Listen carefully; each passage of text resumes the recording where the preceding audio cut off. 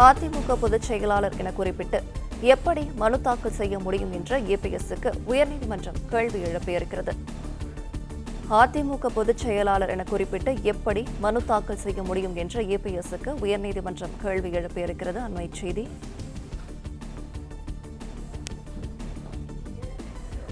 அதிமுக பொதுச் செயலாளர் விவகாரம் தொடர்பான வழக்கில் ஏபிஎஸ் தரப்பு தாக்கல் செய்த மனுவை மேற்கோள் காட்டி உயர்நீதிமன்றம் ஏபிஎஸ்ற்கு கேள்வி எழுப்பியிருக்கிறது.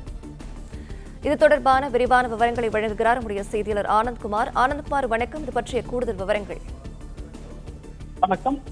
அதிமுக பொதுச் செயலாளர் தொடர்பான வழக்கு நிலுவையில் உள்ள நிலையில் அதிமுக பொதுச் செயலாளர் என குறிப்பிட்டு எப்படி மனு தாக்கல் செய்ய முடியும் என எடப்பாடி பழனிசாமிக்கு சென்னை உயர்நீதிமன்றம் கேள்வி எழுப்பியிருக்கிறது.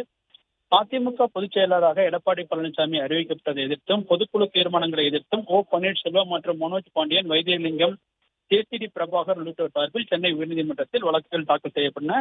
இந்த வழக்குகள் அனைத்தும் உயர்நீதிமன்ற நீதிபதி கார்த்திகேயன் முன்பாக விசாரணைக்கு இன்று வந்த பொழுது மனுதாரர் தரப்பில் ஆஜரான வழக்கறிஞர் இளம்பாரதி சென்னை உயர்நீதிமன்றத்தில் இணை ஒருங்கிணைப்பாளர் என மனு தாக்கல் செய்துவிட்டு தற்பொழுது பொதுச் செயலாளர் எடப்பாடி பழனிசாமி கூறிய பதில் மனு தாக்கல் செய்யப்பட்டதாக தெரிவிக்கப்பட்டது. இதற்கு அதிருப்தி தெரிவித்த நீதிபதி அதிமுக பொதுச் செயலாளர் தொடர்பான வழக்கு நிலுவையில் உள்ள நிலையில் அதிமுக பொதுச் செயலாளர் என குறிப்பிட்டு எப்படி மனு தாக்கல் செய்ய முடியும் எனவும் எடப்பாடி பழனிசாமிக்கு தரப்பிற்கு கேள்வி எழுப்பினர். இதற்கு எடப்பாடி பழனிசாமி தரப்பில் மன்னிப்பு கோரப்பட்டது. இதனையடுத்து இந்த மனுவிற்கு பதிலாக புதிதாக பதிவுத்துறையில் மனு தாக்கல் செய்ய நீதிபதி உத்தரவிட்டார். மேலும் உயர்நீதிமன்ற பதிவுத்துறைக்கு திருத்தப்பட்ட மனுவை பெற்றுக்கொள்ள உத்தரவிட்ட நீதிபதி வழக்கின் விசாரணையை ஆகஸ்ட் 7ஆம் தேதிக்கு தள்ளி வைத்திருக்கின்றார்.